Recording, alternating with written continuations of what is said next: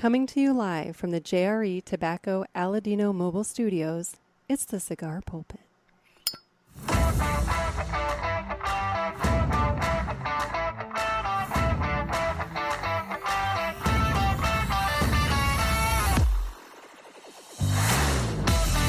Hello, everybody, and welcome to another sermon from the Cigar Pulpit. I'm the Bishop of the Burn, Nick, and today it's an exciting day. I am about to be joined by, I have an interview coming up with the PulpitFest Brain Trust. And so it's going to be myself, it's going to be my dad, Jim, and it's going to be Kenn Klarich from Ashen Ale in Palm Coast, Florida. And we are going to make a big announcement about PulpitFest that if you're interested in the event, you're not going to want to miss. So I'm jumping right into that right now. And I am joined by the PulpitFest Brain Trust or Party Planning Committee. I was thinking maybe the PFPPC. You know, we could go that route. But anyway, we have my dad, Jim, and we have Kenn from Ashen Ale in Palm Coast, Florida. How are you guys? Hey there. Excellent. How are you all? We're good. It's a glorious day in Indiana. It's blue sky and just like, I don't know, 75-ish. Nice. I'm good. Wow.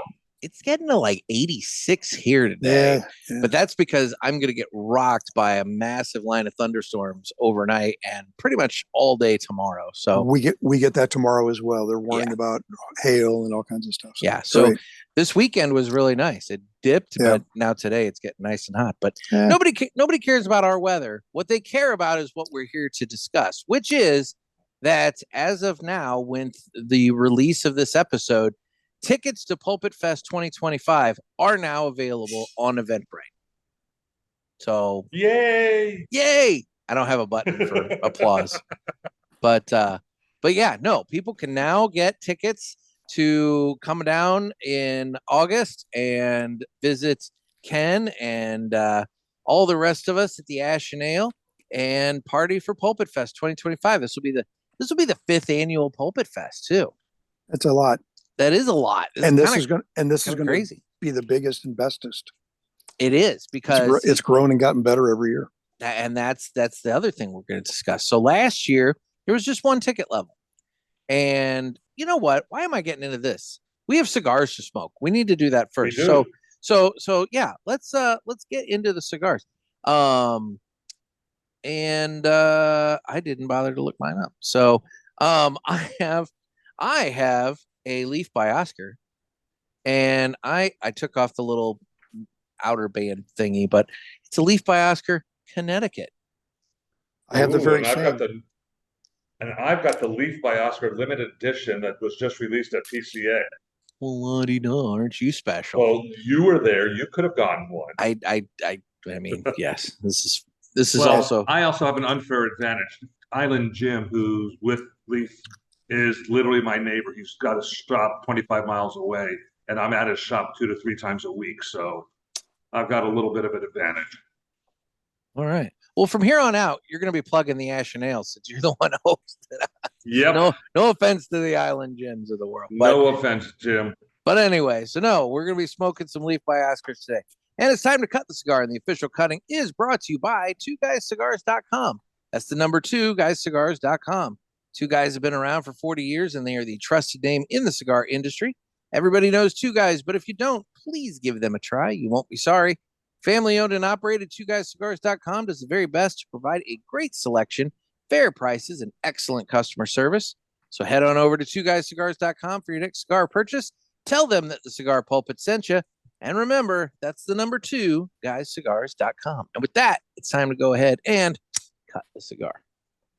So now this is important for everybody that purchases a Leaf. If you're not familiar with these cigars, the Leaf acts as the cellophane. You don't smoke. It's not this rugged, nasty thing. There's a legit cigar in here. So what you do is you just open up the leaf, the tobacco leaf, and you take this nice looking cigar out of the tobacco leaf, and then you have that. But don't smoke the outer wrapper. It flakes and goes everywhere, and it tastes like shit. Burns a lot of shirts. Oh, so many. So anyway, all right. So now that we've established that we've got cigars going, we were talking about PulpitFest. And so unlike last year we had one one ticket, available for everybody. And it was just a free admission, but we needed it for headcount purposes. But the problem with that was, well, quite frankly, some people signed up and didn't show up. And then people that could have come couldn't because they didn't have tickets because we didn't think we had the room for them. So we've adjusted things slightly. Slightly. So for benefit for a lot of the folks, though, there are several people who presented and said they would like a few extra things. So, Jim? Can we light our Yes. cigars before we get into this? Oh, Well, no. I'm We're lighting just- as we're looking pretty. I'm lighting as Kenn is talking. Okay. So Ken's replacing the world's best commercial you've ever heard. The greatest commercial you've ever Got heard it. is Okay, there, I've so ever heard. that you Okay. don't hear me sucking on the cigar as I light Thank you. it and Thank have you. a whole bunch of blank space. But when I have guests But- and people can talk while I do it, that's Yeah. the ideal Yeah. way of doing it. Yeah, I don't want to muck up the platform you've got No, here. I know it's a well-honed I formula. think you kind of Oh, screwed that up already, Jim. It's a finely tuned machine. So God, no. man. So while Kenn is talking, you and I can be lighting. Perfect. There we go. So Kenn, So, continue. last year we had some folks, as Nick said, that didn't show up and kind of threw off the counts and everything. So this year we've actually made 2 levels of tickets. We're doing a VIP level and a general admission level. And we'll get into the VIP in just a little while and let you know what comes with that. But the general admission will be very similar to last year, and our numbers are going to be just a little bit higher. So it looks like everything's in place, and we've got a lot of the legwork done that we figured out from last year that needed to be done. And Jim, Nick, and I have had several pre-planning meetings to make this all work. And without Jim's detail-oriented paperwork, we would all be off on different tangents. So he keeps us all pulled together. With Exactly. that said, I'm going to light my cigar now and let Jim and Nick talk. So yeah, so as we said, if you want to throw in, but you seem comfortable there. So It's your show. I'm just watching. okay. So as we said, so there's the general admission and the VIP. The general admission, that gets you to the event, that gets you involved in everything, gets you the goodie bag, swag bag, and basically, you can take part in the contests and win prizes and have opportunities to win the various trips that have been announced on the show. If you guys go back and listen to the episode that was earlier this month with Renee Castaneda of Villiger Cigars, Renee and Villiger Cigars is the presenting sponsor of PulpitFest. They are generously donating a trip to the Puro Sabor Nicaraguan Cigar Festival taking place in January of 2026. They did that this previous time, and we had Hank on the show. He talked all about the trip. So if you want to know what's involved in that trip, you can go and listen to that episode. But they're going to be donating that. You'll have an opportunity to win that. And then also Aladino Cigars, they are donating a trip to their farm in Honduras. And so you have an opportunity to win that as well. All this is at the general admission level. And hopefully you'll be able to talk to Justin as well, who went to Honduras, so he can speak about it. And I believe Nick had him on his show, just 2 weeks ago? It was the day I was in New Orleans for PCA at the time. So yeah, I think it was that Tuesday I was coming back the 15th. Okay. But here's a good point to warn everybody in preparation for that. Get your passports updated. There's a large initiative going on right now. It takes 2 to 3 months on average now to get a passport renewal.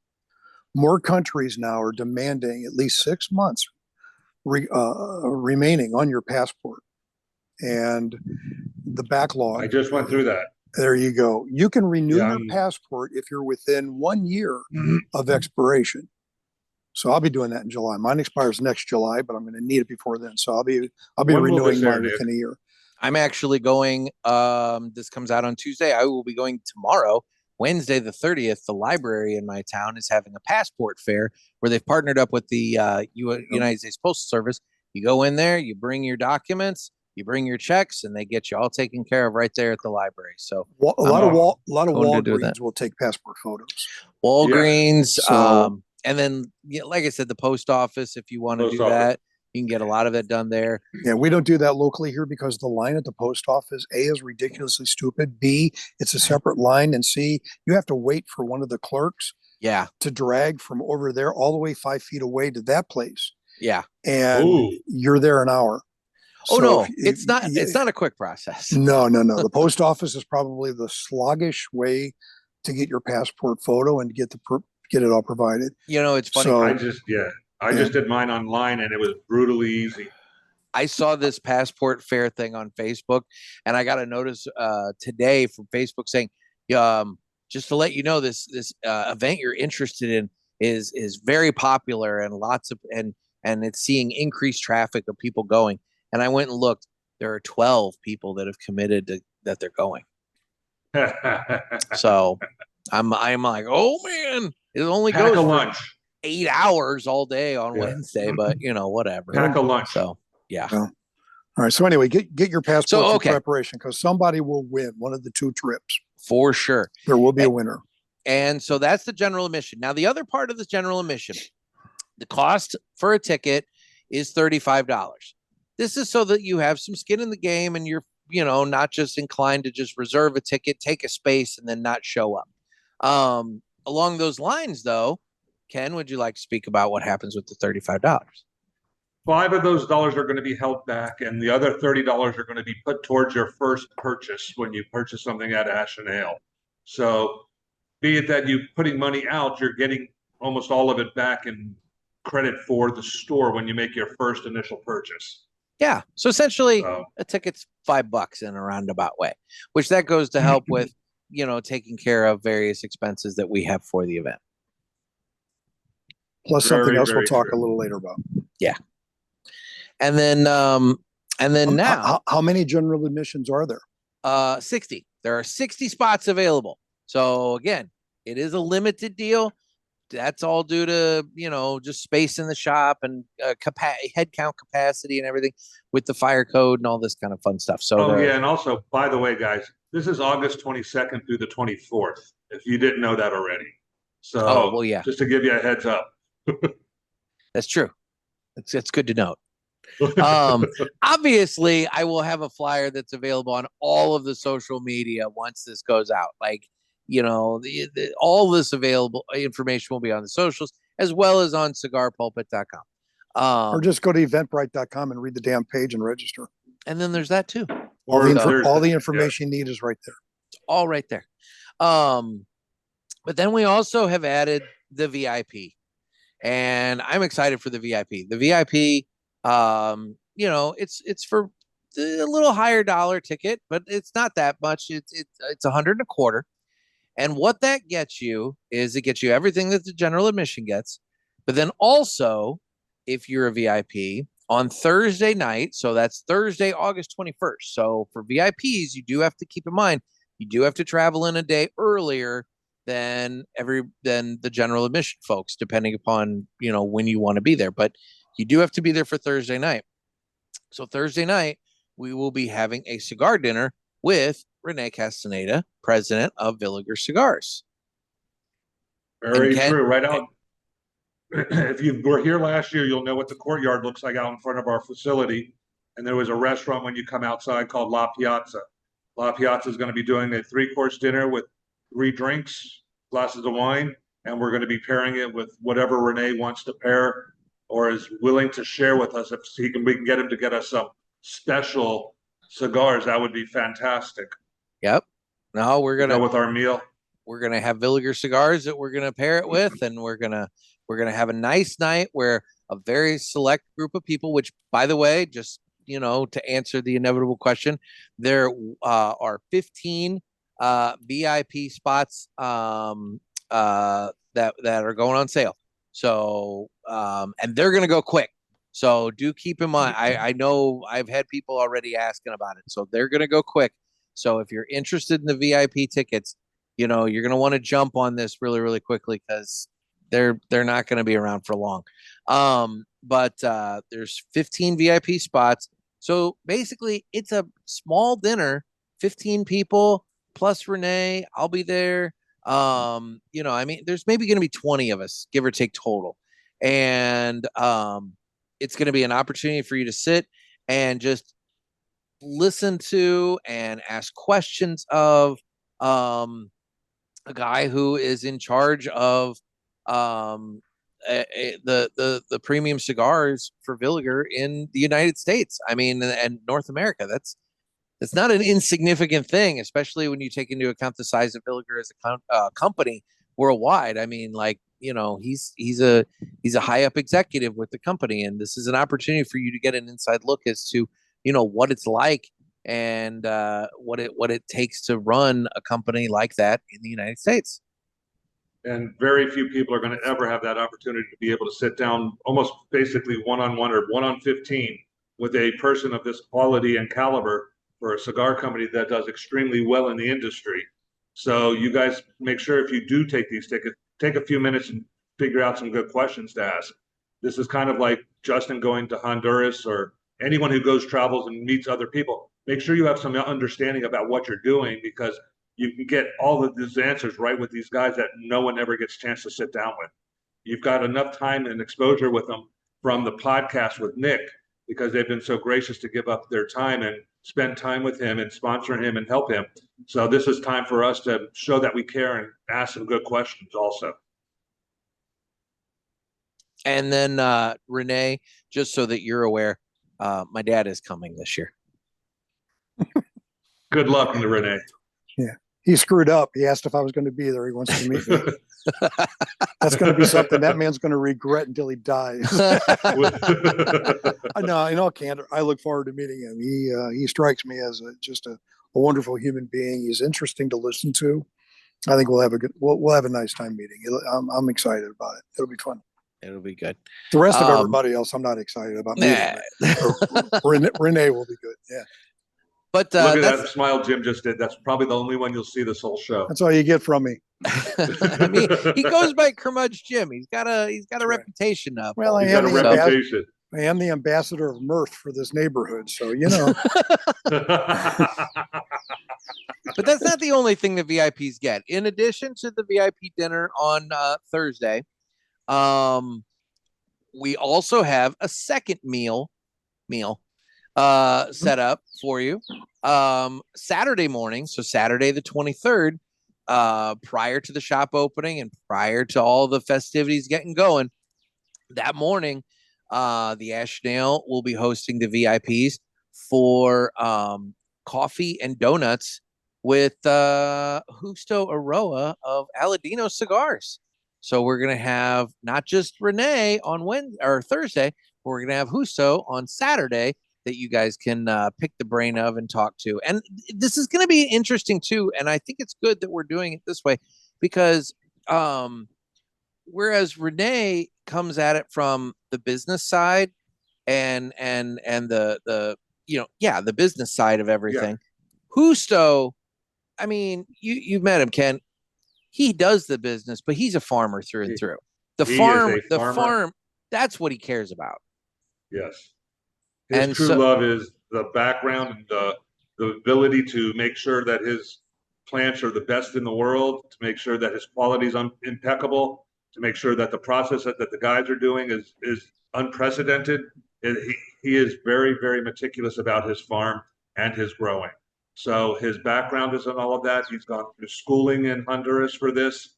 So this is I believe his first true love is the growing aspect.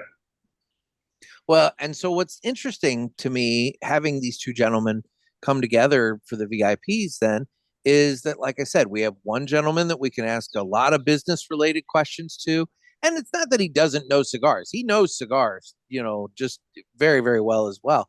But then we have Justo, where you can get all sorts of nerdy about different tobacco strains and leaves and this and that and whatever. He can tell you all about irrigation systems and everything. I mean, it'll be fun. Anything you need to know. Yeah, it'll be a good time. Yeah, the thing I'd be interested in asking, and I'm curious about, and I'll try to remember to do it. If you look at Renee, and I'm going to say this, try not to sound the way it could sound. Renee is a hired employee. Renee was hired by Villiger, and it's not a small game. To run a business for a country is a difficult thing to do. It's an awesome responsibility. Whereas Husto is a little different. He's running a family legacy. It's kind of like that's a heavier ball to carry in my mind. When your family, when your dad started something that's got such notoriety and success, and he goes, "Here, son, take this and run." Yeah. That brings you to your knees. If you buckle just a little bit, you're going to fall. And to me, that's a lot more stress at times, because you don't want to mess up your dad's legacy. You don't have to worry about it, Nicholas. I'm already doomed. But that's the thing. That's the approach, between the two of them. One is a hired expert to run the business, and the other is a born legacy carrier. And if you listen to the both of them talk, and I kind of did as you were talking through PCA coverage and whatnot, they sound a little different. And I'm excited about meeting Husto, Trey Mac, whatever. Anyway, but I'm excited to listen to the man talk about his next steps of making sure that everything he's learned is enough. Because I guarantee you, no father ever imparts every piece of wisdom he has on any son. It's almost impossible. Every man dies with pearls of wisdom that die with him. Right. And God love him. Husto's not going to get it all, but is he prepared and is he capable? Nick, knowing your father as well as I did, you're SOL though on the wisdom side. Yeah. Sorry, you're fucked. What I will, but it'll be fun though. I look forward to talking with him as well. Well, but to your point, Dad, I don't know how you could get every pearl of wisdom out of Julio. I mean, if I didn't learn anything at PCA, watching that hand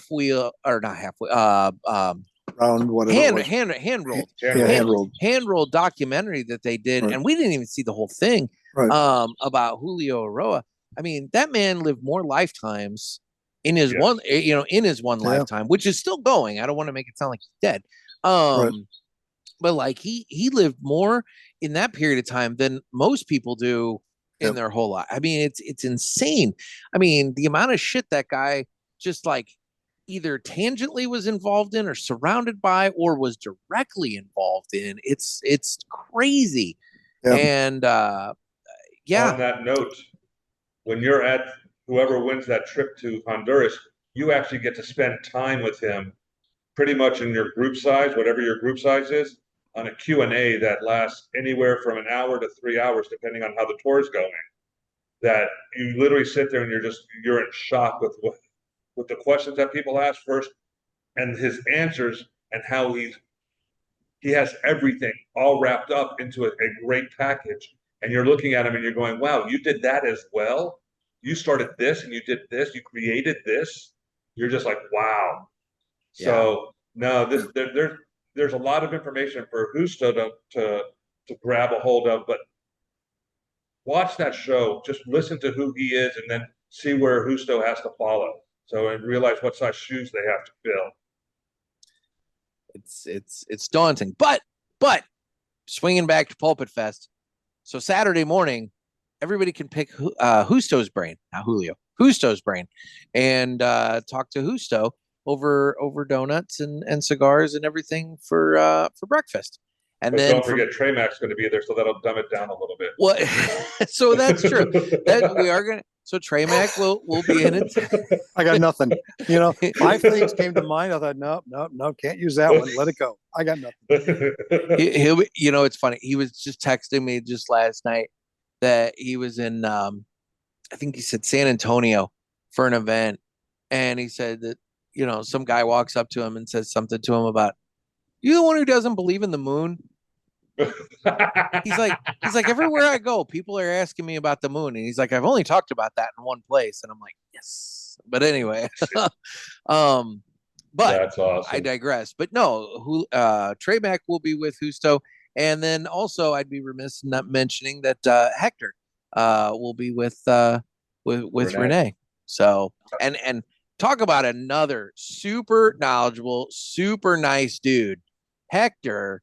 I mean, I got to spend a little bit of time with him at PCA, and that guy's awesome. He's fantastic. Super nice. I love him. So, but anyway, so that's the thing. VIPs, not only do you get everything that the general admission gets, but you get 2 private one-on-one times with our main guests. We have Renee on Thursday for the dinner, and we have Justo on Saturday for the donuts and coffee breakfast.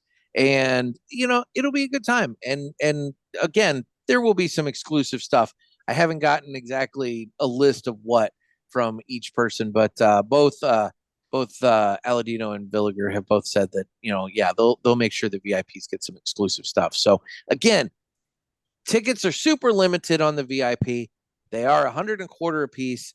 Go and jump on those. I mean, come on, Ken, you've been to enough cigar events. $125 for a VIP ticket. I mean, typically that's general admission cost right there. That's between $300 and $400 is what we're used to paying for the big cigar events down here in Florida, and you get maybe possibly a meal. You get your same sticks that everyone else gets plus a few extra bonus points, but for 3 times the price, it's not. I would much rather do this where you get a smaller event, the time to actually talk to the people who were presenting and sponsoring the event, and then also a place to meet other people that share the same interests as you because you're all on the same podcast. And then you also, unfortunately, you get to sit and talk to Nick as well. So, you do get to meet his dad, so that there is a bonus. Well, okay. Wait, there's more. There's more. Those 2 trips that we were talking about. Oh, that's right. The VIP attendees, they get free entry into those trip drawings.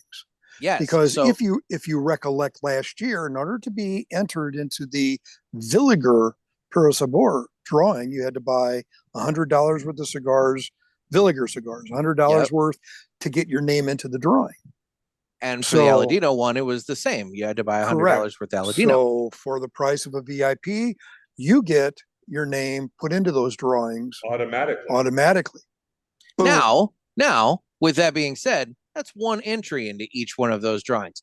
If, let's say, you're just dying to go to the Puro Sabor, VIP, come in, maybe spend another $100 on some Villiger cigars and get a second entry, or maybe spend a box, or if you buy a box or 2, I mean, shit, there's probably close to 4 entries right there.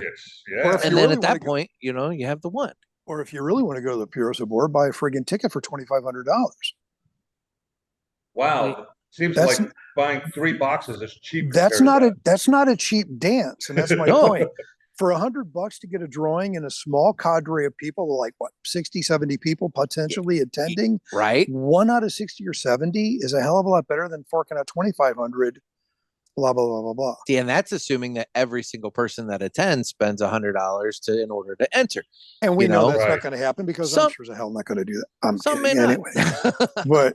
but the point is, you got great odds of winning. Is where you got better odds of winning a trip to Puro Sabor than making a hole in one or getting hit by lightning. There you go. Wow. But yeah, I'm on board.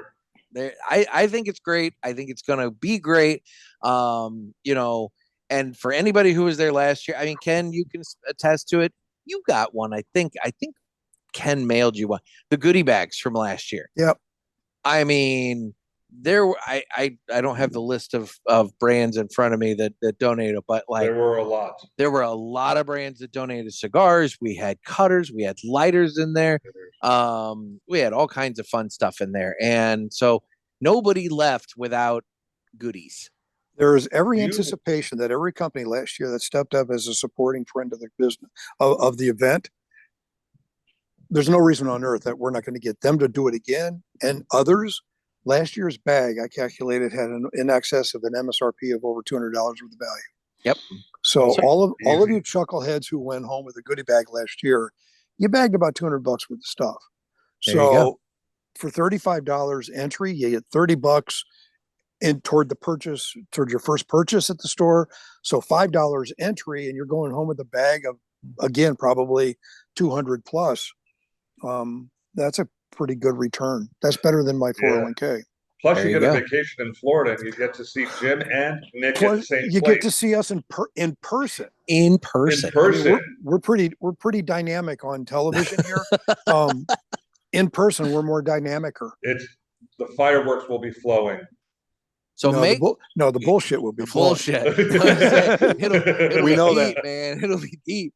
But you can't go if you don't have a ticket. So make sure you head on over to Eventbrite and just search for PulpitFest 2025, and you can find the event there. Again, I will have links on all my social media. I'm really horrible about updating cigarpulpit.com, but I will have a post on there promoting this event, and I will have the link on there. So that website's on my to-do list this year, and I actually spoke with somebody this month about maybe some ideas as to how we can get that thing rolling a little bit better. But that's an announcement for down the way. But here's another little tidbit of information for Ask the Boys. Please send Nick some information about what we can do to make some nice things happen at PulpitFest that you'd be willing to see when you do come down. So Nick can see it, share it with us, see if we can get some of that to happen. That's dangerous, Ken, because you know the kind of crap these people are going to call into him. That's why I want Nick to post all this. It has to be legal. Yeah. I mean, well, that's a sliding scale these days. It can't smell. It can't smell like skunk. I was gonna say we're not skunk. This is Florida. It can. Yeah. Now, in terms of the travel, I just want to point out, Palm Coast, you're located 30 minutes south of 30-minute drive south of St. Augustine. You're a 30-minute drive north of Daytona. Kenn, let's hit the basics. Yeah, I was gonna say like airports people can go to. The three major airports to fly into are Jacksonville, Orlando MCO rather, and then Orlando SFB, Sanford. MCO Orlando might probably be the cheapest, but it's also the furthest from this point. It's about an hour and 40 minutes. Sanford, but it's an easy drive because you take what? It's not a hard drive. What is it out of the airport? You're like 528 or something east of 95, and you're up. Yeah, I think it's 528 with Beeline Expressway. I will say the first time I came down to visit you, that's the airport I used, and it's pretty brainless. It was not a bad drive. No, and you pass a Buc-ee's. You pass, yes, you do. On LPG actually Boulevard. Coming in from Jacksonville and coming in from Orlando, you pass Buc-ee's both ways. So wherever you come into, you're right at a Buc-ee's. And you should really text Trey Mack about that, because when he and Nick came down, ask them where we went to right after we picked Nick up. Yeah, we went to dinner at Buc-ee's. We ate on the back of the pickup. It was awesome. It was sloppy, but it was great because I got that big, it was really good brisket sandwich that fell apart, but it was fantastic. Anyway, those are the three airports. Plus, you have the if you get into it from wherever you're coming in from, you can get into Daytona, which is the easiest. It's only 35 minutes south of Palm Coast, so that would be the easiest one to come into. Flights there, like Luke will probably get a flex jet or something, so Luke could have that jet fly into like a Daytona. Oh, there you go. Some of these airlines, it's kind of a little questionable. Like, for example, Southwest didn't fly into Daytona. Now, those of you who do fly Southwest, I want to point out they are doing some deals and specials right now. I got my tickets really cheap going down to Jacksonville through Southwest. So I got now's the time to pounce on that. Yeah, if you're coming down with Southwest, buy your tickets before May 1st, and you get your airline bags checked. You don't have to pay for checked bags. In other words, buy them soon. Buy them like right now, because I mean this is going to come out on April 29th. So you basically have today and tomorrow, and yeah. So make sure if you want to save on the checked bags, right? Which you know what? I'm going to go off on a rant for a moment. That's such a screw. That was the one thing that really differentiated them from everybody else was the 2 bags fly free. And I just now I'm like, you guys are just like everybody else and actually kind of worse since you don't have some of the first class amenities. And also, do they only hire Navy pilots to fly for them? Because they inevitably always have, you can tell a Navy pilot because they have to stop their plane on a dime.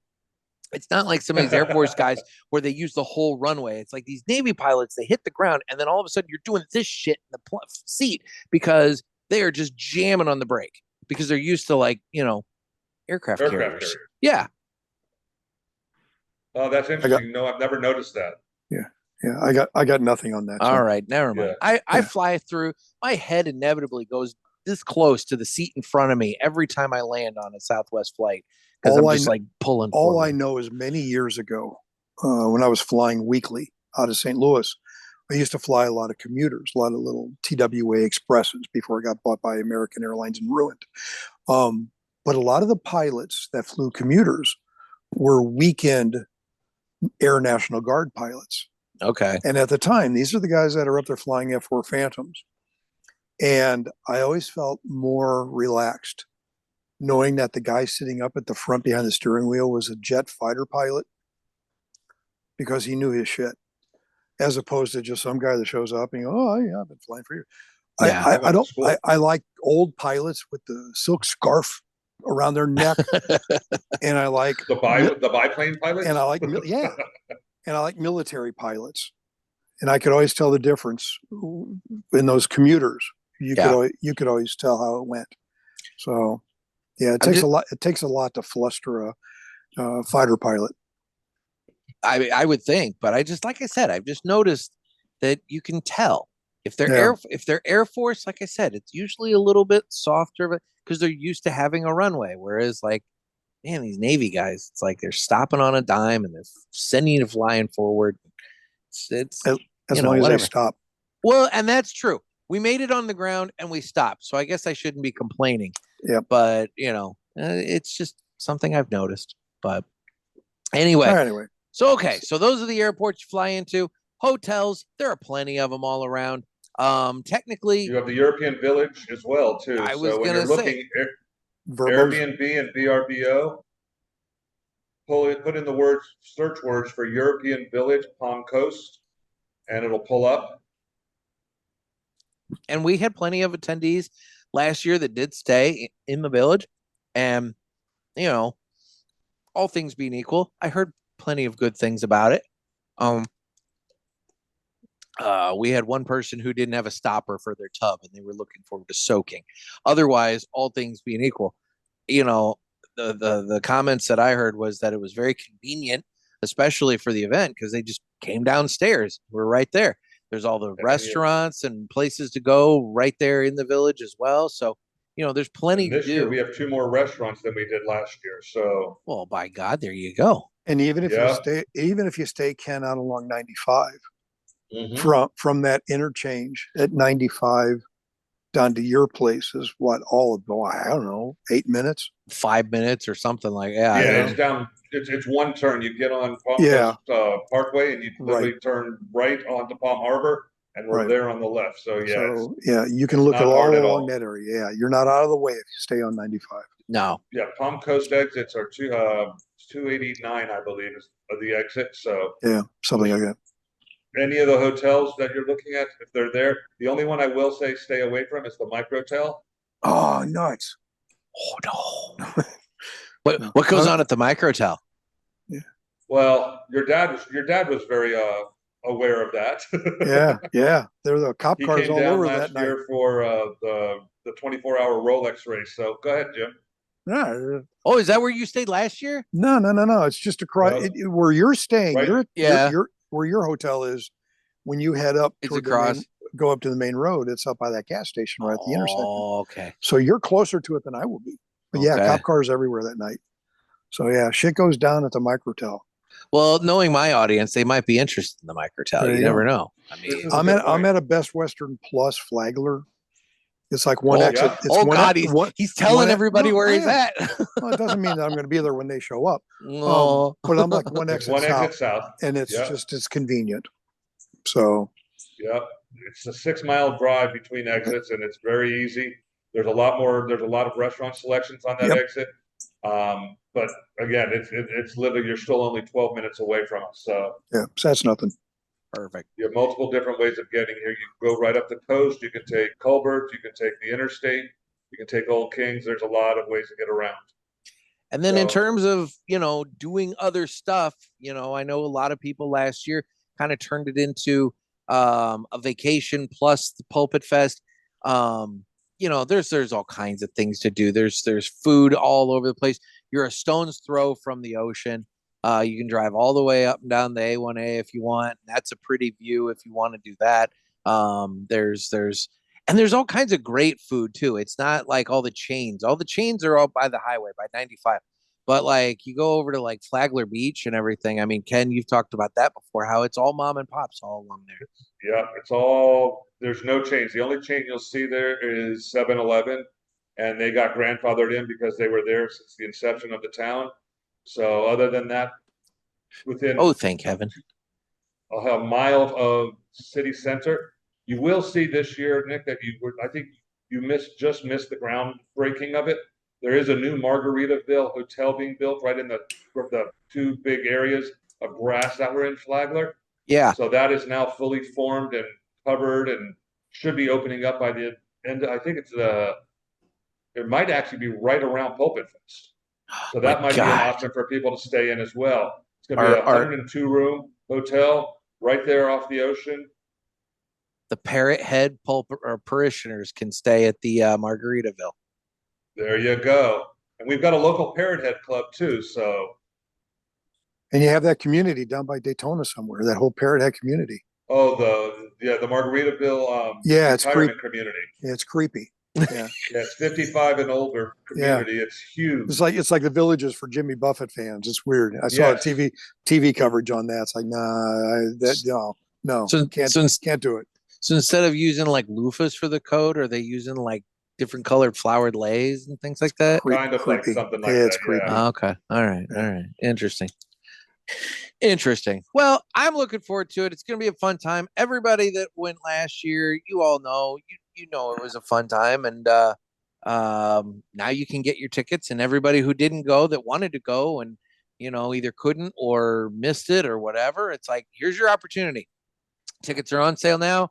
Head over to Eventbrite. Like we said, general admission $35, but 30 of it's coming back to you in store credit, basically. So, I mean, it's a nice, affordable ticket. And then the VIPs, it's $125, but you're getting 2 meals with cigar industry folks. We got Renee and you got Justo that you're going to be hanging out with. And then also you get the entry into the ticket for the trips. You get 2 for a free entry for each trip. That's not to say you shouldn't be, buying the cigars in order to get additional entries if you really want to win one, but you have one off the bat, so it works out well. And on top of all that, oh boy, when you have events like this, it's nice to do good. Yes. And so we are working with, let me bring up the information here just so I get it completely right. Vincent's Clubhouse. And Vincent's Clubhouse, which is next door to Ken's place there. Yep. And it is it services or provides services for the local autistic community and special needs community in the Flagler Beach area. They assist with they serve and advocate for those folks. And so all things being equal, without getting too much in the weeds about this, it was an important I don't want to say charity. It was an important organization for us to want to work with. We wanted to make sure that we were giving back, and because cigar people are very generous. We're not takers. We're not the kind of people that we're walking into crowds and like, I don't care if they think I can spot. We're very nice and courteous people for the most part. There you go.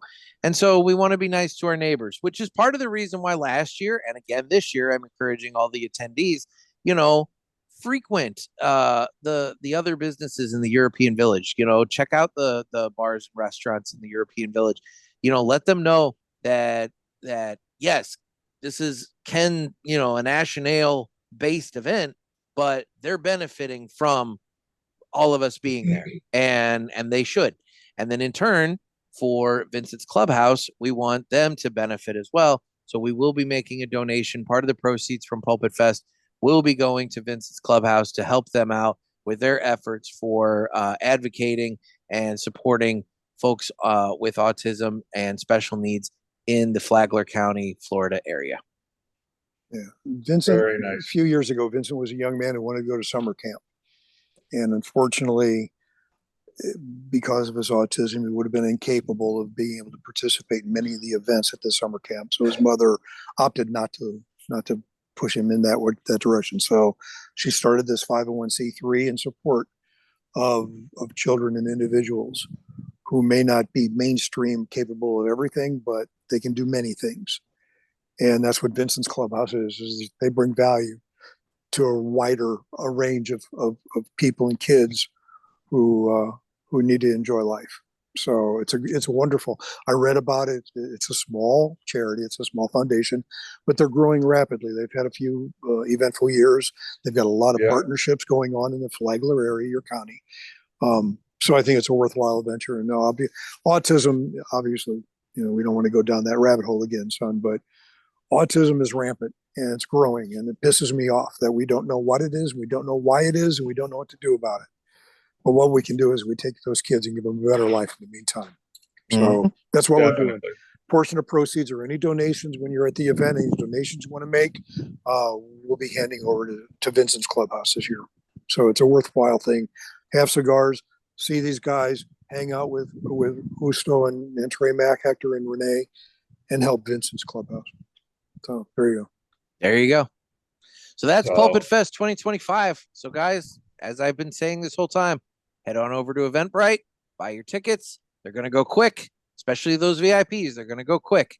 And but the general admission, I think, will go really. I mean, if it goes anything like last year. Now, granted, last year is a little different, but last year went really, really quick. So make sure you jump on it really early, because I don't know if I'm going to be talking about tickets are available for too much longer. So, and also if you do decide very quickly that you do want to come, and then find out later on that you cannot come, please let Nick know so we can get those tickets into the hands of people who can actually do it. That's actually a fairly easy process too. So Eventbrite does have a refund option. So if, let's say, you go to Eventbrite, you purchase your tickets, and something comes up, you can't make it, all you got to do, go to Eventbrite and initiate the refund. You can do that all the way up to 7 days before the event. If you're less than 7 days out, we're going to have a conversation, but 7 days is the cutoff. And then in turn, I do have it set up to where there are spouses or plus ones. No. Wait list. So that way, if, let's say, the VIPs sell out, you can add yourself to a wait list. If somebody drops out, you'll get an alert, that'll tell you, hey, one of the tickets is now available. You're going to want to jump on it, and then you can do that. So, yep, it'll all work itself out. That's great. So yeah. So that's be there or that's be somewhere less fun. Yeah, way less fun. As we're talking about Villiger and Aladino, I am thoroughly enjoying my Leaf by Oscar. I like these. Me too. You know what? I haven't smoked a Leaf by Oscar Connecticut in quite a long time, but the creaminess of it is what is just so astounding. Like, it's just hitting right away. It's like, you know what? That's what I remember. Are you smoking the Porto size? No, it's a Toro. Toro. Yeah. It just looks big because I know my angles. Oh, hey.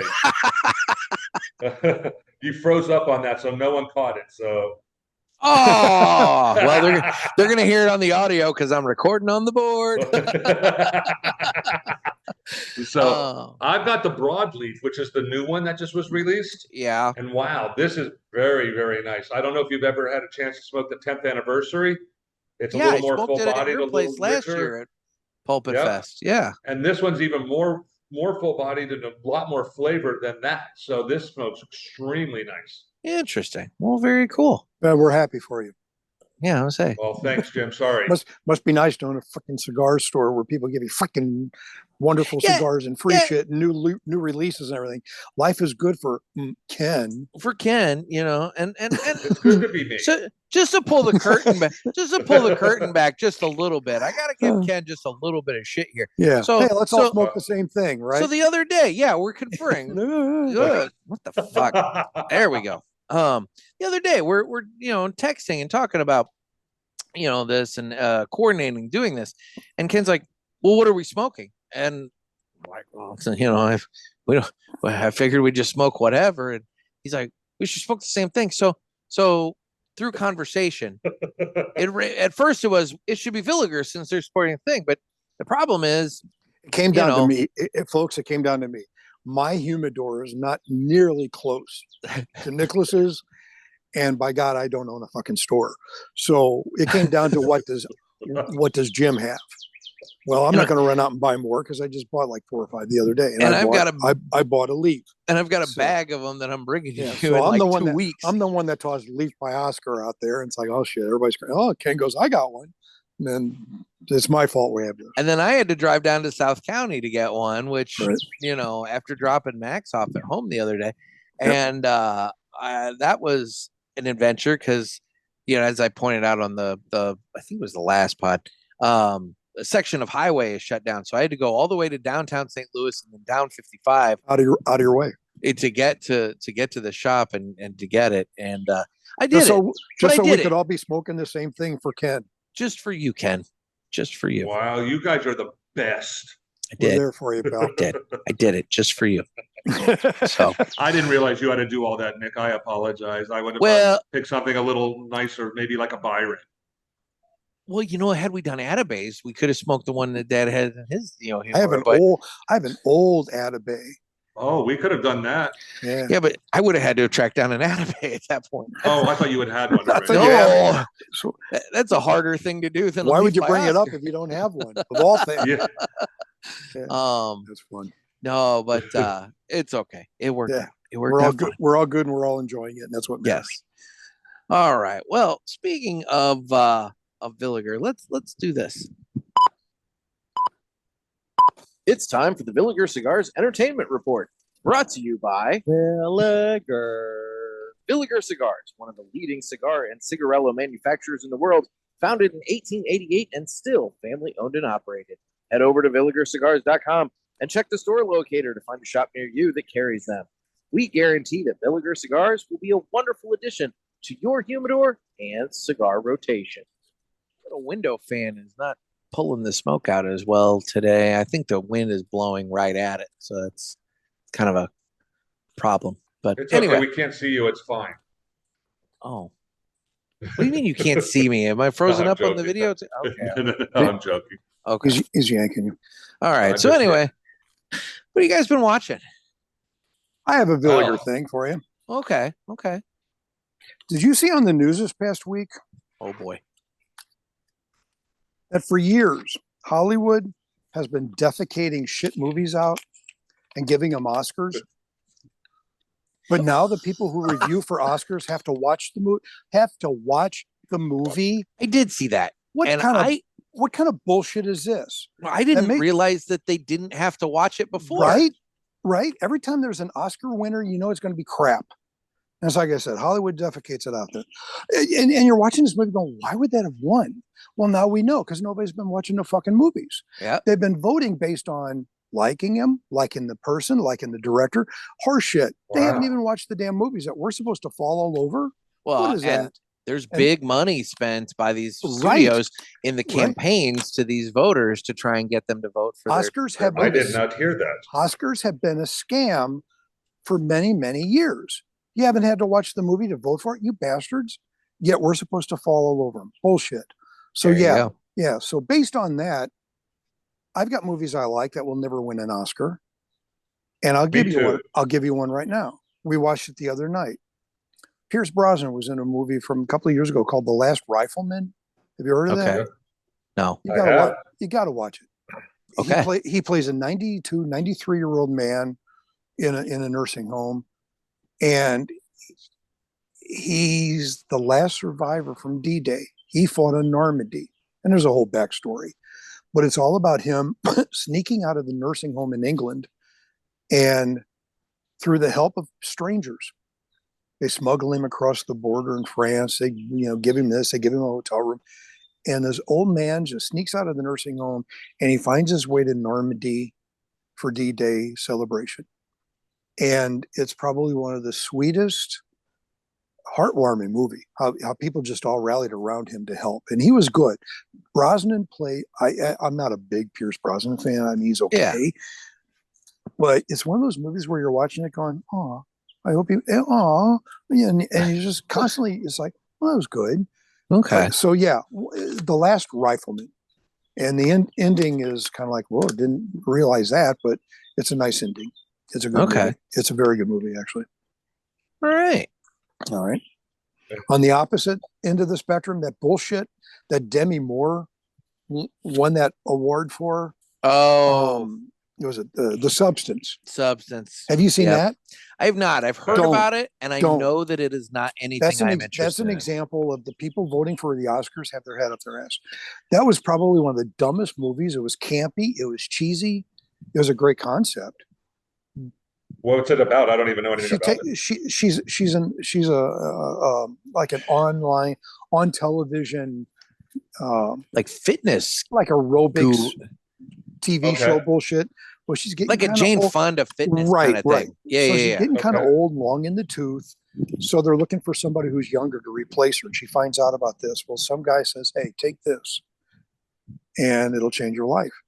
And it's some injections. And she goes to some back building down the hallway, some skeezy little place, and she gets the box of injections. And as you take the injections, you're young, but it wears off. So you have to do it again, and it wears off.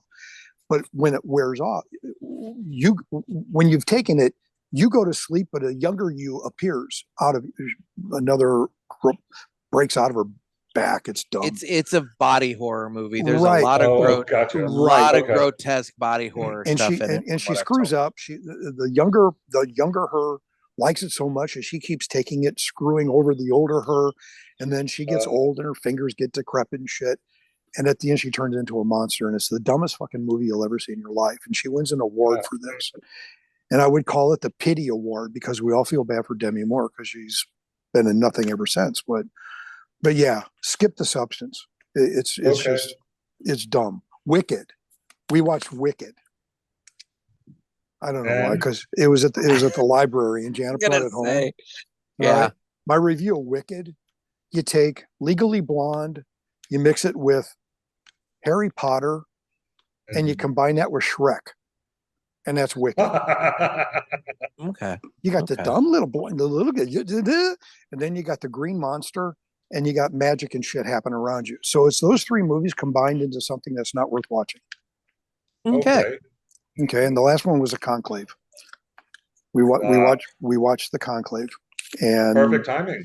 And it was, well, I read where their viewing of the Conclave went up 3,200% last week, because timing was impeccable, unbeknownst to them.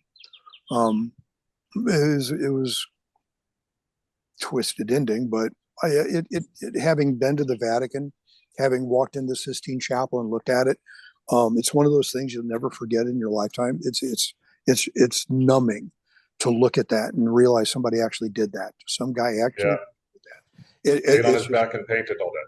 My God. But then the whole process, I mean, I've been Catholic since the day I was born, and it's not clean. It's a dirty business, just like we've talked about mega churches. But the politics and all that's going on right now, may not be what's going on in the movie, but it was an intriguing movie. It showed a lot of the inside of it. And what's going on right now is just as dirty as what that movie showed. Yeah. So it's kind of it's ironic that Francis finally kicked the bucket, and now we're moving into this next phase. But yeah, that was a good one. And then I emailed you about Possum Trot. Yes. You got that movie. Yeah. So that's one of those. It's like I emailed you. That's a combination of a movie for Villiger and a Blackbird Fly High segment. The story of hope in Possum Trot. There's a little town in eastern Texas called Possum Trot. It's like an undeveloped little area. I think population's like 70 or some bullshit. And some guy was running a church. A reverend was running a church with his wife. And they took in unwanted foster kids, troubled youths and whatnot, and they adopted them. And they got like 70 other families, or they got other families rather, other families in that little town to adopt 70 unwanted foster kids. And it's a true story, and that's what makes it good. It's a heartwarming movie. All these children who had no families got families, and it's one of those movies where you go, okay, what's it? And you get into it, and you start seeing it, and then it's a real story. And at the end, they show you the updates of all those kids that got adopted, who had no family, no home, and now they're adults and they have children, and they're all Bible earning people, and it's just, yeah, the story of hope. Do they grow that town, or do they all move away? Well, a lot of them stayed, but a few of them succeeded well enough. They moved to Houston and, Dallas, bigger towns. Yeah, this town is like over on the eastern border, over toward Lake Charles, Louisiana. But it's one of those movies where you watch it and you just feel good about humanity. And you just look at these people and the trials they went through, and all the other folks stepped up, and it wasn't easy. But the best part of the movie is where they got to the woman who's always looking for foster families. And the reverend called and said, "We're ready for a couple more." And she goes, "We don't have any more. All the kids have been adopted out." And you just kind of go, "Oh," That's like, awesome. "Oh, that's what you want." So that's my Villiger update. There's a couple of movies, The Last Rifleman and The Story of Hope at Possum Trot. And you can go Wikipedia, Possum Trot, Texas. Yeah. But yeah, that whole bullshit with the Oscars and now you have to watch the movies to vote. That's my Villiger update. Those bastards. So the Oscars have been so irrelevant for a while. I don't know anybody who actually pays too much attention. You hear about Hollywood has been irrelevant. Well, yeah, but you hear about these Oscar parties and things like that. But I think that's people trying to make it happen. Yep. It's not worth it. It has nothing to do with the film, is what we've learned last week. It's got nothing to do with film. It has everything to do with who likes who. So interesting. Yeah. So there you go, Ken. You learned something today. I did. Thank you. I'm there for you, pal. You have been there for me for 26 years, brother. Thank you. Should scare the shit out of you. I just dropped something here. So what do you have for this segment there, Ken? So I've got a few different things. I watched on Netflix a show called The Resident. It was about, I think that's the name. It was, I hope I have that right, not saying it wrong. It's a murder in the White House. Oh, okay. They bring in a local detective to figure this out, and it's a comedy. It is hilarious. Okay. It is one very, very fun 8-episode show that I think everyone should watch. It's very entertaining. All right. Very easy watch. Been watching. I'm a big foodie, and I don't know if you may remember in the past show, I went to school with Guy Fieri.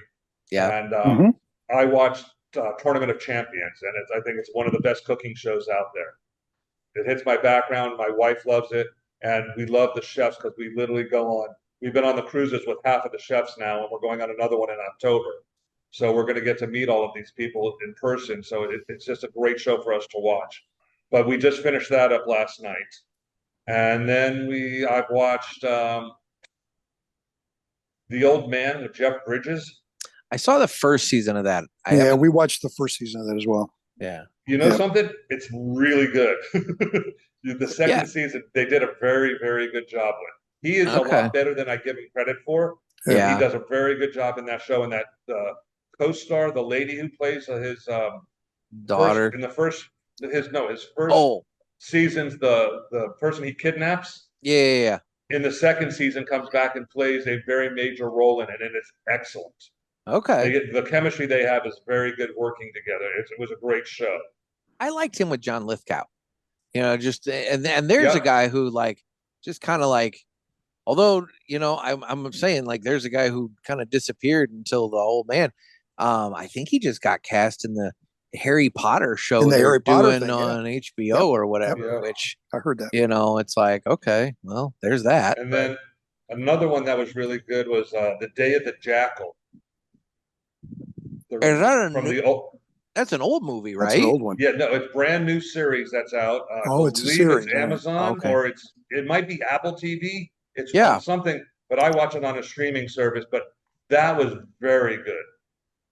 Okay. So Um, those are the three that I've been watching. I've watched a lot of golf, obviously, in the last month or two with the Masters and everything, and that's Yeah.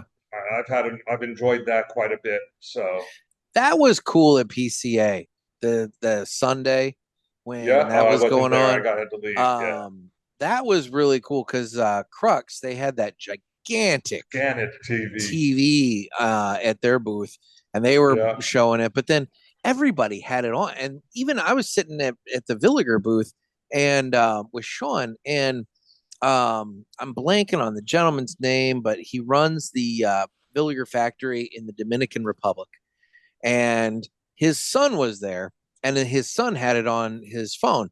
So we were kind of keeping track and watching on the phone, but there were delays all around the hall. Like it was funny, like the La Aurora booth had it going on, but they were like 5 seconds before we were, so we would hear them cheer, and then we'd be looking at the phone to see what's going on. And then the Crux booth, I think, was ahead of these people, and it's like everywhere you went, there was a slight delay going on. It was all interesting, but yeah, we were all watching. That was fun at PCA having the Masters going.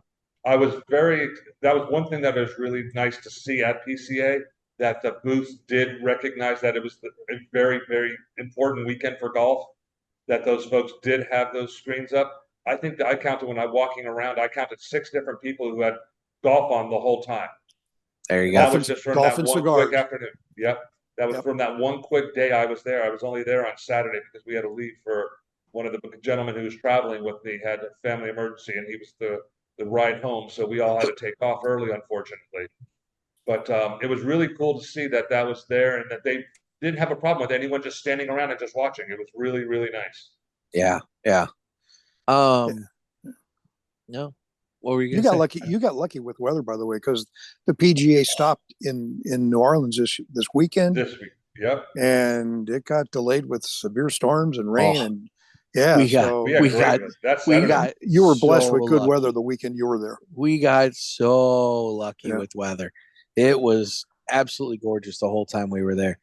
I got to say, I'm going to just take 1 second to point out on PCA because I just listened to one of your recaps. Uh-oh. And I think that opening park party they Yeah. did on Saturday was phenomenal. I think that may It have been was one of awesome. the best events. I think that was fantastic. Truthfully, of the whole show, the whole PCA experience, I think that was my favorite part of the whole thing. Just standing out in that park, you've got food, you've got music, you've got cigars everywhere, you're visiting, you're being social. I actually feel like that opening party was my favorite part. And there were other aspects that were very close. I liked obviously watching the Julio documentary on Friday. I thought that was really cool. I was more impressed with the Guy Fieri talk than I thought I was going to be. And the comedy audio on that in the back of the room was a little sketch, but it's always fun to watch these cigar guys get up and attempt to do comedy and have Tony V just eviscerate them for not being comedians. But nonetheless, it was entertaining. But that party, I feel like that party was the ironically the opening party was the highlight. Yeah. When Guy Fieri spoke, did he say that he went to school with Kenn? He did not. That did not come. He must up. have slipped his mind. It did. It must have. But what was kind of nice is that he wasn't the mayor of Flavortown. He was a guy who liked to cook and had good stories for how he got into cooking and everything. I mean, his thing about, look, my mom wasn't a good cook and I wanted meat. And so she said, fine, then you cook one night. He's like, and I actually did it and whatever. And it's like, holy shit, that's kind of neat. And then, he's talking about how he got into cigars and how getting on the cover of Cigar Aficionado is probably the biggest honor he's ever received. And he has like a gold plated, version of the cover at his house. And the guy from Cigar Aficionado was like, yeah, it's the only one of those that anybody has because he made it himself. And it's like, this guy gets he's making all this money and doing all this other stuff, but being on the cover of Cigar Aficionado is like the big thing for him. And I don't know. Cool. I came away with a little bit more respect for Guy Fieri than I had before. I'll say that. Good. So, yeah. But no, and in terms of what I've been watching, I'll be honest, I had Max this weekend, and then also not to be a downer, this weekend was Scott from the Smoking Butts and Tapping Ash. It was his celebration of life. So I took a drive down to Benton to go to that, and we all sat out and had our West Tampa tobacco cigars because Scott was a huge West Tampa tobacco smoker. And so we all did that. And I had their newer one, the Circle of Life. I thought that was an appropriate one for this event. And, I'm not going to get it. Are they still going to continue with the barbecue competitions without him around? No. So Scott was the glue for the barbecue team. That's unfortunate. So yeah, but they were there in force, and we had a good time. It was a nice, Scott, apparently his wish was, I don't want to have a funeral. I don't want to do this. I want everybody to have a giant party. So we had about 2.5 minutes of speech at the very beginning from his widow, and then thanking everybody for being there and everything. And then after that, it was just a giant party the rest of the time. So 3 hours. Awesome to hear. 3 hours of sitting around. We broke out a bottle of Woodford and had a drink and smoked cigars. You had a drink? I had about that much. You had bourbon? Wow. I had about that much, but hey, Dad, his balls dropped. Oh, for God's sakes! they grow up so fast. I mean, in a situation like that, what do you do? I gotta go. You gotta, but it's like. But no, it was nice. It was gorgeous. I will say it was chillier than I thought it was going to be. The weather said it was going to be 70, but man, the wind and the clouds, it was definitely not 70, but it was nice. When you have cigars and bourbon, who gives a shit what the temperature is? It worked out fine. A little cooler is nice. Yep. And everyone's there for a common purpose. That's even better. Yeah. That whole story sucks. It really does. And he wasn't that old. I mean, that's 54. He actually died on his birthday. He died on his birthday, February 18th. Wow. He was born February 18th, 1971, died February 18th, 2025. So he died on his 54th birthday. As you get older, younger kind of comes with you. Yeah. 54 is young, 60 is young. And it's like too many people die too early. And it sucks. Very true. And I hate those stories. He beat it when it was in his colon. Yeah. And then, there was a second flare up and I can't remember where that was. And he quote unquote beat that. But then when it came back that third time and it was in stomach lining and pancreas, it was kind of like, well, that's that. Pancreatic cancer is one of the most virulent there is. By the time it typically doesn't exhibit itself. Mm-hmm. And by the time they find it and diagnose it, it's too late. And that's what sucks about that. Others you can locate, you can identify. But I had a buddy who was diagnosed and dead within 6 months of pancreatic cancer. I was talking. That's the word. You never want to hear those words in your mind in your lifetime. No. I was talking to Brinker. Oh, I'm sorry. Go ahead. No, go ahead. No, I just said I lost my uncle from pancreatic cancer. So I was talking to Brinker about it, and he pointed out. He goes, you never hear anybody talk about the pancreas unless it's about pancreatic cancer. Yeah. And it's like, yeah, well, there you go. Yeah, you just don't hang around the right circles. You hear a lot of pancreatic conversation if you were to spend your time with endocrinologists and diabetes and all those trade shows that you've been to.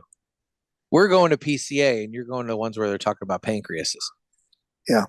And ours is closely spelled to pancreas. Rest assured, your time at PCA was a lot more fun than the over 150 trade shows that I went through in my career. Well, I don't know about that. There were some fun ones. You've had to have fun. There's some stories that will always remain capped, but no, I guarantee you that they're not like that one. The best trade show I ever attended was the PGA merchandise show. Oh yeah, I mean, okay. There's another fun, Fuck me, man. fun. When you walk, adult you kid walk, show. you walk, and you've been to that, have you not, Ken? Yes, several times. Yeah, when you walk in and you see the Titleist booth, and it's like 20,000 square feet, 2 stories. There's guys up there with headphones talking to the people on the floor, going, "You got a guy just walked in by the putters. Go get him." I mean, it's Nike was introducing their clothing line that year, and it was just metal. It was a big metal box with a door. You couldn't see in it, and there were 2 girls with nightgowns handing out flutes of champagne to everybody who was invited to go in to look at the new Nike clothing, the golf line. I mean, it's just, yeah. That's what Aladino needs to do with their booth next year. A giant metal box with 2 girls in nightgowns handing out champagne when you go in. I think Vivian would have something to say about that. I'm just saying. It would get attention. So am I. Maybe Padron could do that. Oh, I probably should. I think that might be a little too soon. You were telling that story. A little too soon. You were telling that story. I was at a convention years ago in Orlando, and somebody the night before had gone out to one of the strip joints and hired a couple of the strippers to come to. He hired them for his booth. For his booth, yeah. And they were in the booth handing out literature and collateral and things like that. And they were swamped because everybody heard the story and they just wanted to go by and look at the girls. And it worked. It was brilliant marketing for about 5 hours. And they were only there one day, but man, his volume of traffic just went sky high nuts. So, okay, Nick, did you bring that up on the PCA talk? I did not hear that. If you did, yeah, he did. In the show that I did with Paul and Sean, yes. Yeah. Okay, so, I haven't finished that yet. Part 2, that's okay. Yeah, I haven't finished that one yet. I've put out some really long episodes lately. I get it. Yeah. I finished Justin's. I finished your pre-show with Paul and Sean, and then I just started your first show with PCA. So gotcha. Is Sean now? Will Sean attend? Sean will be there. Sean will be at PulpitFest. Yeah. I look forward to sitting with him and talking about where he lives. I've been there, Sean. I have been to Marquette. I know your airport. I was running late. They held the flight for me because the person I was with went too long west of town to show me the scenery, and it was an American Airlines commuter, and they held the freaking flight for me like an hour. It was from there to Detroit's just a jump, but they held that damn flight for over 30 minutes because they knew I was coming. He called ahead. Well, that's some good customer service right there. That's the Marquette airport. Don't worry, we'll get you there. Unbelievable. It's a throwback in time, but the scenery is jaw-dropping. Well, he's out there de-icing, windshields and whatnot. My God, man. God love it, man. They get like 500 plus inches of snow a year. Gross. It's like, who the fuck wants to live there? But but the point being is a lot of the auto magnates, a lot of the auto executives from Detroit, back in the day, they built mansions overlooking Lake Superior all along the lake. Unbelievable. I mean, big stone homes. And back in the mid 80s, when I was up there, you could get them for like a song. They were cheap. These places are jogging. I mean, they're just beautiful. So, I mean, it's a pretty place to live. But my God, man, you're remote. Maybe a pretty place to visit. I don't know if I'd want to live there. Well, right. Okay. We'll give you that. No. I don't think I want to live there. Yeah. Sean had a good time last year at PulpitFest. You have to be robust. Yeah. Because he's down in Florida. We had a good time with Sean. He is a super, super guy. Yep. So I had a lot of fun with him and his wife down here. They were just salt of the earth, great people. Sean will be back. I'm sure of it. And Paul coming? I was just thinking, I'm pretty sure, but I'm not 100%, but I'm pretty sure Paul's going to come down. And then I know Hank is coming back. Hank's coming back. Wild horses couldn't keep Hank away. And awesome. Yeah, so no, it'll be a good time. And that's the nice thing about PulpitFest too, is it's like over the years you get to meet these folks, and then they come back around, and so it's kind of like that little family reunion, kind of thing going on too. So it's a good time. So awesome, fun. Well, I'm gonna put you guys on. Finish the what? Oh, I don't have a closer. Yeah, I think we're done with Villiger. I don't have a closer for that, but. I'm at the bottom third. I just put out my cigar. I was at the point. I'm nubbing it. Yeah. But But I'm going to put you guys on the spot for a minute. And Dad, you may not. I don't know. I don't know how the weather's treated you to be able to participate too much. But let's do this. Guess what, motherfucker? It's time for three cigars we smoked and enjoyed this week. And like I said, I don't know what the weather's been like to where if you've been able to get out and actually do it. But Ken, got some cigars you smoked and enjoyed this week? I have. I actually got lucky this week. Dunbarton had a big event up at one of our local area shops, and I went up and smoked several and tried the new Red Meat Lovers. Yeah. What an excellent smoke that is. Now, he had that at PCA. Did he have that at his booth, or did he have it at the opening party? I wasn't at the opening. I didn't. That's right. You got to the opening party late enough that I don't think you even got cigars. Dunbarton was already gone when I was there. That's They right. had one cigar left, and that was it. Yeah. Okay. So I know they showed it at the booth. I do remember seeing it at the booth. Okay. And that was very nice. And then the rep in our local area handed me one of the new red with gold labels that's coming out in June. I leave when this airs, I'll leave in 4 days from that for a 15-day cruise. And I'm getting a collection of cigars for my cruise. And I'm bringing that gold one with me on that cruise. Okay. How many are you taking? How many cigars am I taking? Yeah. I've got from the show. I have 50 or so cigars that I got from the show on the Saturday. I'm going to bring all of those. My question is, how many are you taking on your cruise? I'm taking those 50 plus I'm bringing an extra 12 of specialty cigars. Yeah, I've got 50. I've got 8 straight days on sea with no stops, and there's a cigar lounge on board. Yeah, all right. So I am bringing quite a few. I don't know if I'll need them all. You don't plan on spending any time with Kim, do you? Oh, we're going with the whole family. Kim's 2 daughters, her mom. Oh, okay. So I've got a lot of my time planned already. Oh, okay. But my challenge is I wake up earlier than everyone else. So I've got 2.5, 3 hours in the morning where I won't see anyone. So Gotcha. I'll be every morning I'll be out smoking because when I'm out on vacation, my mornings start even earlier than when I'm here when I'm working and stuff. So okay. I enjoy my quiet time. So okay.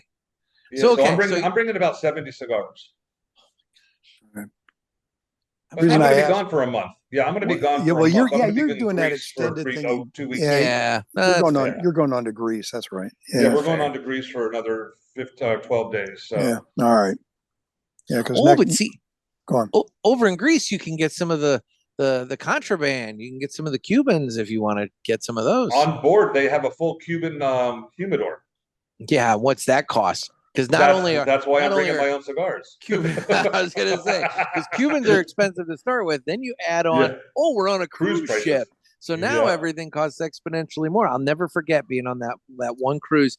Oh, God, that would have been 15 years ago now. 14 years ago, whatever. Anyway, I was sick and I needed just NyQuil. And I go down to the little shop and it's like 2 tabs, $10. And I'm like, that's one dose. One dose was $10. I'm like, nope, I'm going to suffer. So I suffered through the whole damn thing, not taking any cold medicine. But anyway. So for some reason, if any of you guys are traveling over the next few weeks and in Florida and you stop by the shop, Justin, who you just heard on a podcast a week or 2 ago, will be running the shop for me while I'm gone on vacation with the family. So please come in, say hello, and let them know where you heard them and all of that. So yeah, if you guys have always wanted to go to Ash and Ale, the next few weeks is the time to do it because Ken won't be there. It's a perfect time. May, Ash and Ale in May. Wonderful time of year. Okay, so you had the Dunbarton. Yep, had the Dunbarton. Also, I pulled out one of the ones I also tried when we were at the show. They handed me a very, very nice Atabey when I went in to see Oliver. Oliver. So so you get the Atabey. I get the what did I get? What did I get? I think I did. That's got right. United, Gold Star. Well, that was at the comedy thing. We got the Gold Star. It was a Garofalo La Familia that we got. So look at you. Well, See, it's all about having Oliver a wasn't part of this, retailer. though. Retailer on the badge counts for so much. I was there though with Monkey, who works with us, and I were there, and Monkey started a conversation with 3 of the South American guys in Spanish. So it was a very much an easier in for me. I don't think they would have handed it to me had he not been there. So, but he got talking to him, and when we were in there, we literally sat and talked to these guys for about 10, 15 minutes. And one of the guys just walked away, and all of a sudden came back and said, "Here's our new Atabey. Try this." So I pulled that out. That was an amazing smoke. I wish I would have kept the label so I could have showed it to you. The new Atabey. That's not the black, was it? As I said, I wish I had the label. I don't believe it was the black because that's the one I wanted to see. So I would have remembered getting that one. Okay. It was another blend that, it was so, but you can never go wrong with the Atabey. And then also I smoked another cigar from the show that was called Kapanos. It was in the DDA booth. Okay. That was amazing. It was a Greek gentleman who's starting his own line of cigars, and DDA is helping him out. And that cigar was unbelievable as well. Boy, every time I tried going by his booth, it was busy. That was amazing, wasn't it? Every time I went by his booth, he was busy talking with people, which, I mean, good for him, but it's just one of those things. Any of your store owners out there that are interested in DDA and you're a lounge, you can get in touch with me as well, because I'm going to be helping him out trying to get some lounge recognition and getting placed in some lounges. So if anyone reaches out to you, Nick, you're more than welcome to give them my phone number so I can help them out if they're interested in that cigar. Okay, and we can see if we can get them into that shop, because we are DDA is now trying to make a push to become more prevalent in outer areas other than Florida and a few of the other cities that he's in. So we're trying to get into several lounges, but that is one criteria. You have to be a lounge. Okay. Then, Dad, have you smoked anything in the last week? Yeah, I have. Two things. First of all, you're doing your annual summary of cigars. I don't know what you're putting it in or whatever. I just have my note on my phone. All right. Here's what I did. As I told you a while back, I deep sixed Evernote. Yeah. I know Pinky. Pinky's going to hate. Oh, wait. You want to see an imitation? Guess who I am?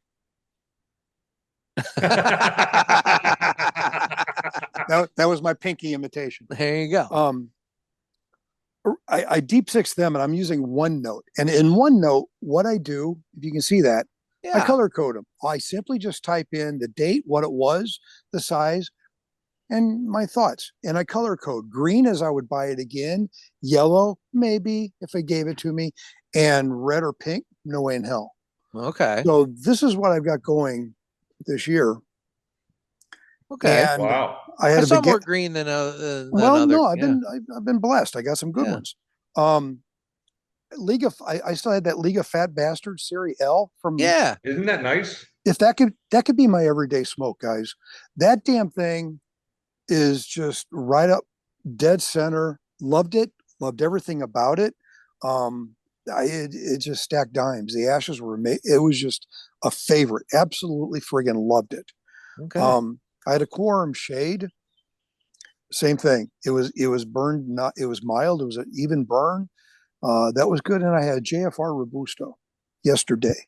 Yeah. And I was impressed with that. I mean, I went to the Cigar Haven local shop, and I went to the cheap seats, and I bought the $3 to $4 range. I bought 4 or 5 or 6 of those, and the quorum was probably like $4 somewhere in there.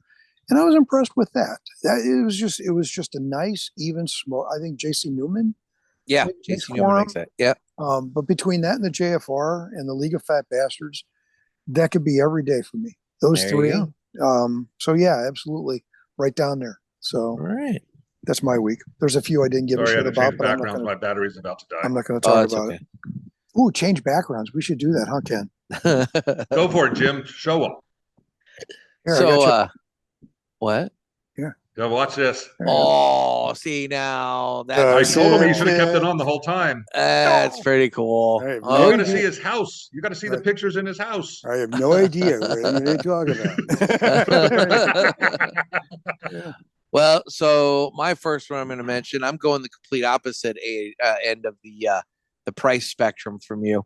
The first one I'm going to mention was the Byron 1850 Selection that I smoked last week. And no, I didn't smoke it on the show. This was one when I put the newspaper to bed last week. That was the edition that commemorated 10 years of my having this newspaper. This was the 10th anniversary edition for my paper.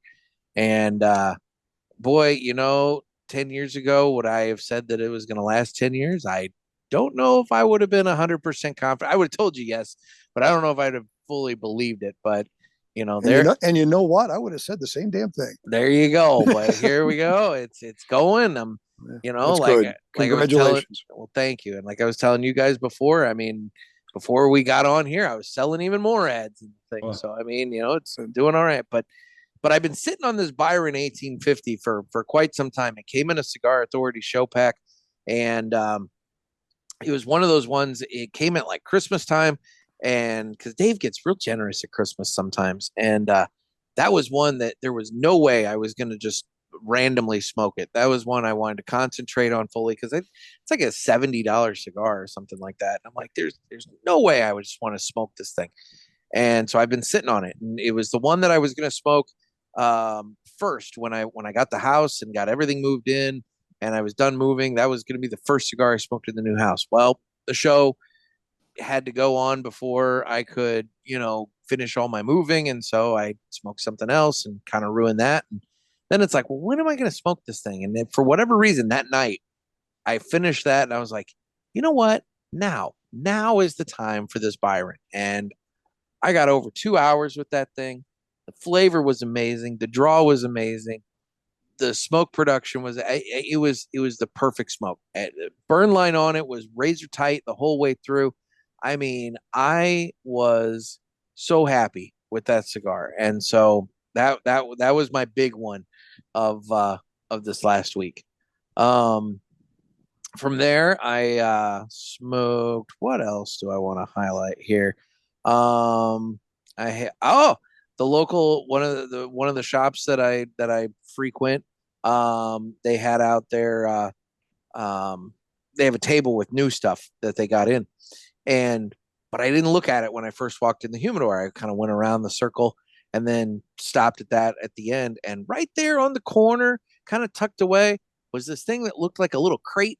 And by God, it was the last 3 Yaguas left in the box.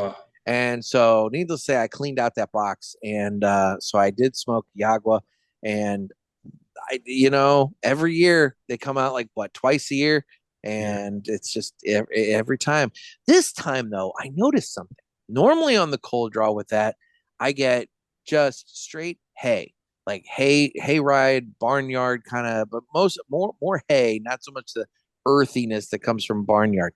But this had like almost like a slight like raisiny sweetness to the cold draw that accompanied the hay. So I don't know if there's something they changed slightly or what, but it was good. I enjoyed it, but it was just something that I noticed that was there. I do need to add one more to this, and I forgot all about it though. It's 3 cigars we smoked to enjoy it, Ken, not 4. But anyway, I'll let it go. Well, mine is the 4th because it helps you out too, because this is Blackbird, the Crow. Yeah. That was a very good smoke. I was very impressed with that smoke. That's the red band one, right? Correct. Yes. Yeah. Very, very nice. The flavor, the draw, everything on it was just super enjoyable. It was good enough that where I ordered it and I have it now. It should be showing up in the shop this week. So did you get added that to my line. Did you get the round or did you get the box pressed? I got the round. I think I ordered the box press or just but yeah, I thought that was a really, really good smoke. I know that Jonas he flat out said that box press Crow is like his favorite thing they've got. That's what everyone was saying. That's why I think I ordered that one. Yeah. Okay. Yeah. I prefer the round, but that's just my own personal preference. You don't like box press? I'm not a box press guy, but it's just one of those things. But and then that last one I'm going to go ahead and highlight was that West Tampa Tobacco Circle of Life Scott's celebration of life. I told Rick at PCA, I'm like, when you guys crunch the numbers for your first quarter of 2025, about mid-February, you're going to notice a big drop in profit, and it's going to continue on because Scott was buying like a shit ton of your cigars. So it's just one of those things. But yeah, no, that was a good cigar for the event. So yeah, I haven't tried that one yet. So it's good. It's not. It's good. I probably still say the black is my favorite that they put out. I would be curious to try their that dark time that they unveiled at PCA. Yeah. I don't know. I haven't tried that either. Did you make it by their booth at all? I went by, but their line was so big, I couldn't get in. Okay, so the dark time, the way it worked originally, the story that I'm told with it is I guess, had ordered some cigars in the very beginning when they were first starting off, and they ordered this blend. They did everything, and for whatever reason, they didn't think to ask, "Hey, what's this going to cost?" To make. And so the factory started making them, and then finally they figured, "Hey, what is this going to cost?" And they realized, like, "Oh shit, this is like a $30 MSRP cigar by the time it's all said and done." And they're like, "Yeah, we can't do that right off the bat. So stop making them." And so they've been sitting on these, figuring out what to do. And so the dark time, I believe, is that. And so it's a box of 10, but there's going to be the box includes a cutter, and I'm sure there's pictures of this around, but if not, I can kind of dig through my pictures to see if I have a picture of it that I can send to you. But it's a cutter that's in the box, and you can take it, and it's very heavy, but it's a Rolex cutter, and this thing is super nice. Interesting. Yeah, but Wow. it's fancy looking. But that one, and then the other new one from West Tampa, the Devil Crab. It's a box of 50 little guys, and because chefs or Rick is he fancies himself a chef, and he cooks a lot, and I guess he does stuff with. But the box, it'll include his recipe for Devil Crab in the box. So did you notice at the show that you're seeing a lot more smaller cigars? Yeah, that did seem to be a trend. People are the little dog walker cigars. And I will say, when I was at the Villiger booth, the exports, everybody's walking up talking about the exports with them. So the exports were very, very popular with Villiger. Yeah. So I thought that was interesting that you're seeing that many more small cigars. I went with the United, and I've been carrying the La Mezcala. Yeah. Very good little cigar as well. Yep. And you can't ever go wrong with that Aladino Rothschild size. I love those cigars, and it's one of my best-selling cigars. So, did they did was it a sampler where all of them were in the Rothschild size? Or am I making this up? I might be making this up. You're correct. It's a 3-pack. Okay. Little with the backing of their box. I've got them sitting right here in the shop. Okay. No. Yeah. Nice and good. So the deceiving thing with those small ones, though, sometimes those little bastards can burn an hour and a half. Yeah. Just because they're little doesn't mean it's going to be a 30-minute smoke. So it's like the nubs. They're a good 45 minutes to an hour smoke. Go on and on. Yeah. I mean, Ken, did you get a sample of the Gorbusto? I did not. I didn't get over to the nub fat. Yeah, I didn't get over there. Oh, no. Gorbusto is not that. Gorbusto is Aladino. That's the Camp Aladino cigar. Oh, no, I did. I'm sorry. I did. Yeah, okay. I do that too. Yeah. No, the Camp Aladino cigar comes in the Gorbusto size. So it's a Robusto, but it's 60 ring gauge. So it's very similar to the nub. So it's a mix of Gordo and Robusto. So it's Gorbusto. I heard about it. Justin was talking about it. Trey Max said that Justo came up with that name, and apparently he looked at him and said, "That's the best thing you've ever done for this company was that name." Yeah, I listened to your episode of PCA, and I heard that. I thought, that's freaking brilliant. That's brilliant. I thought so. That's branding. That's marketing. Because the thing I've always been intrigued about is, why do companies always go with red and black? McAuliffe has a red. McAuliffe has a black. West Tampa red. What the fuck is with red and black that all these cigar companies name their cigars colors? They're simple. They're Yeah, simple. it's easy. That's lazy. Yeah. Corbusto took energy. That's why I heard that. I thought, finally, somebody put a little bit of something there. It's like having a cigar and naming it William. It's like something. Yeah. But red and black. Okay, well, now we got blue. Well, come on, put some energy into it, But I don't understand why everybody goes with red and black.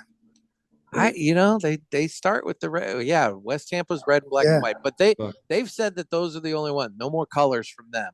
Good. But McAuliffe, they're doubling down. They had Give me 1 second, guys. Well, they're expanding their palette. Yeah. Well, they had their colors. They had their purple at the show, and then they already had the box out, but they weren't doing anything with it. But the next one up is the green. So Corbusto. I love it. It's even fun to say that. I like that. It is. It's fun to say. It's Corbusto. They should have a mascot. They should have like a little mascot, like a little bobblehead. Name him Corbusto. Oh, see, I know. A Husto bobblehead. I know. There needs to be a Corbusto. You could take Trey Mac and have a freaking bobblehead made out of Trey Mac. So He's already got that head for it. I know things, but I'm not going to mention it on the show. But when I hit stop, I'll let you know. But Corbusto. Yeah. But anyway, that's good. Good stuff. All right. So that's the 3 cigars we smoked and enjoyed this week. So yeah. So I guess at this point, that's the business. We just got to tell everybody one more time. Head on over to Eventbrite, buy your ticket for PulpitFest, and get locked in.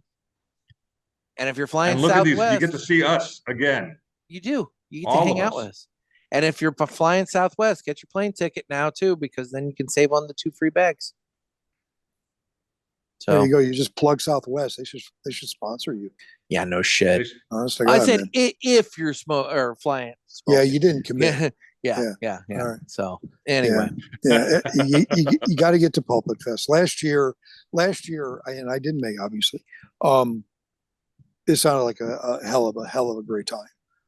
And I think this year's going to be no different. It's going to be bigger and better, I think. So definitely. I'm glad I'm going. And I think it's going to be fun.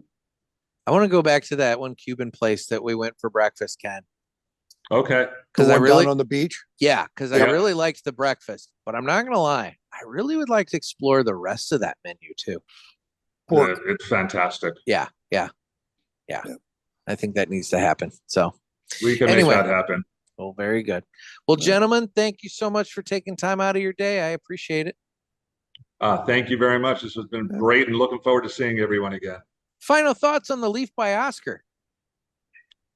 Excellent smoke, always. It's hard to go wrong with them. I agree. You'll never have a bad one. No, I agree. So, well, thanks, guys. And I really want to thank Jim and Ken for taking time out of their day to sit and chat and make the big announcement. Guys, this is one of those things where it's like, we're throwing a party. Is anybody going to show up? So I'm really hoping that you guys jump on the tickets quickly. Bring this to another sellout as quick as you did last year. That would be awesome. But make sure if you're interested in that VIP, you don't sleep on it, because I do think that is going to be the ticket to have. Not to diminish the general admission tickets and everything, because again, you are going to get to spend time with Renee and Husto and Trey Mac and Hector and all the rest. But it's one of those things where those VIP, the dinner and the breakfast and everything, those are going to be really, really nice events for you. So if you're interested in the VIP, make sure you jump on that quickly. But anyway, now let's go ahead and do this. It's time to fly high with Blackbird Cigars. Blackbird Cigars offers you remarkable quality using the most delicate and finest tobacco to always ensure that you're receiving unsurpassed cigars. Blackbird Cigars strives to give you undoubted repeating flavor for every cigar you smoke and impressive quality so that you can always expect greatness. Check out their website for a full list of stores carrying Blackbird Cigars and give them a test flight. Blackbird Cigars can't clip our wings. All right, and today we are going to hear about a baker. So in 2017, when Hurricane Harvey devastated Houston, Texas, thousands were stranded without food, power, or clean water. A baker named Jorge Alvarez, owner of a small family bakery called El Bolio, bakery, found himself trapped in his shop with his workers as floodwaters rose outside. And rather than sitting and waiting for rescue, Jorge and his team decided to do what they do best, and they baked. They used all the ingredients they had, flour, sugar, yeast, and they worked nonstop for 2 days, baking hundreds of loaves of bread, pan dulce, and pastries. And when rescuers finally reached them, they didn't just leave their personal belongings. They loaded up trucks full of fresh bread and distributed it to shelters, first responders, and neighborhoods in need. Jorge's simple decision to act and to help in the way he could made a major difference for hundreds of people in desperate time. His story spread across the country, reminding people that even small businesses and ordinary skills can save lives in a crisis. So guys, be like Jorge Alvarez and Blackbird Cigars, and don't let anybody clip your wings. So we are available on the socials at The Cigar Pulpit on Instagram. We are on Facebook, where we have the Pulpit Parishioners group. You can get in on that. We are on Twitter/X. You can watch us on Rumble, YouTube, and if you use Spotify, we're on Spotify video as well, so you can watch us on there. I do need your calls for the Ask the Pulpit episodes. You can call the hotline at area code 863-874-0000 and leave a message there. It would be greatly appreciated. And otherwise, guys, if you're interested in PulpitFest, jump on those tickets. Get on board. Come on. It's going to be a fun time. We definitely make it worth your while. And who doesn't want to go to Florida and hang out for a little while and just, have a fun time? But no, get on board with that. There are good deals on hotels. There are really good deals on flights. I actually, as I'm recording this bookend here, got an alert from, not to keep plugging them, but Southwest. I got a deal about a summer travel, deal they're running right now. So look into Jacksonville, Orlando, or, depending upon what airline you're flying, you might even be able to fly into Daytona and get in on the fun. But like I said earlier, if you don't have a ticket, you can't play. So head on over to Eventbrite and get yourself a PulpitFest 2025 ticket. It's going to be a fun time. Anyway, guys, this has been another sermon from the Cigar Pulpit. I'm Nick. Everybody stay safe and stay smoky.